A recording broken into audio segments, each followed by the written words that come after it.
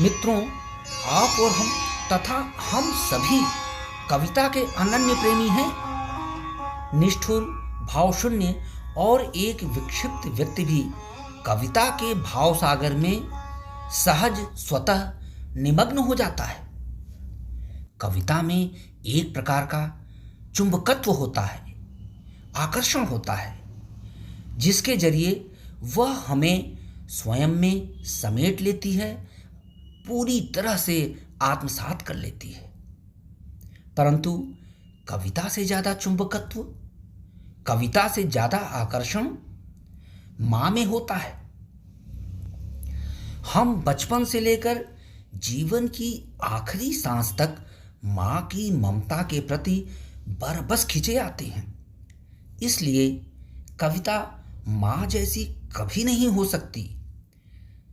कविता की माँ से तुलना करते हुए मैंने एक कविता बरसों पहले लिखी थी। हाँ, माँ के असमय गोलोकवास के बाद लिखी थी। आज वही कविता प्रस्तुत कर रहा हूं। शीर्षक है माँ और कविता।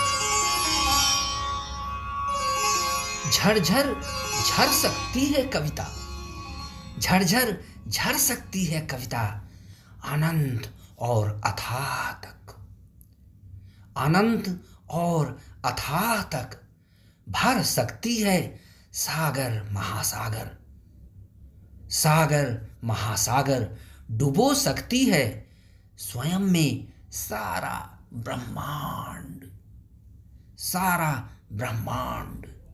किंतु बहुत थोड़ी रह जाएगी, किंतु बहुत थोड़ी रह जाएगी माँ के आंसुओं के सामने, माँ के आंसुओं के सामने। भावनाओं की बाढ़ लांघ सकती है, भावनाओं की बाढ़ लांघ सकती है, स्नेह और आसक्ति की अविरल बरसात ला सकती है, अविरल बरसात ला सकती है, अमन और दोस्ती का परचम लहरा सकती है। हाँ, शायद मिटा सकती है कविता देशों और दिशाओं के सारे भेद। हाँ, शायद मिटा सकती है कविता देशों और दिशाओं के सारे भेद। पर बेशक ठिंगनी नजर आएगी ममता के सामने, ठिंगनी नजर आएगी माँ की ममता के सामने। अपने आंचल में विश्व साहित्य समेट सकती है कविता, अपने आंचल में विश्व साहित्य समेट सकती है कविता। भाषाओं की घुड़सवारी कर सकती है, असीम कल्पनाएं छू सकती है, शब्दकोशों को अपना अनुचर बना सकती है, वैचारिक सीमाएं लांघ सकती है और फलांग सकती है सुर, ताल और लय, फलांग सकती है सुर, ताल और लय। लेकिन कविता अबोध बालिका ही रहेगी जब वह माँ की अंगुलियां थाम गली चौबारे पार किया करेगी, वह गली चौबारे पार किया करेगी। बहुत खुश हो सकती है कविता, बहुत खुश हो सकती है कविता अपने ठहाकों और कहकहों से।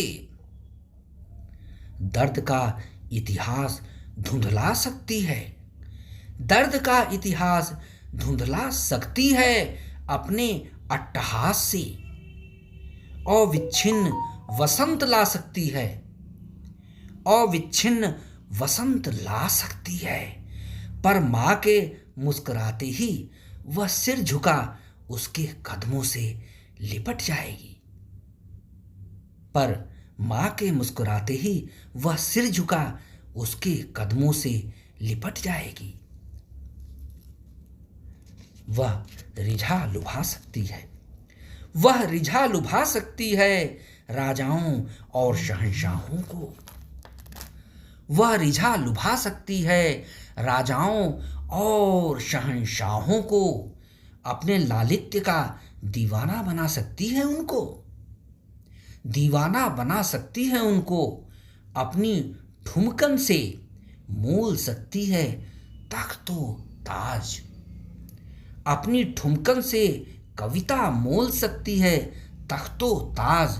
हाँ, करिश्मा कर सकता है उसका अपराजेय सौंदर्य, उसका अपराजेय सौंदर्य जो माँ की दमक के सामने तत्क्षण फीका पड़ जाएगा, जो माँ की दमक के सामने तत्क्षण फीका पड़ जाएगा।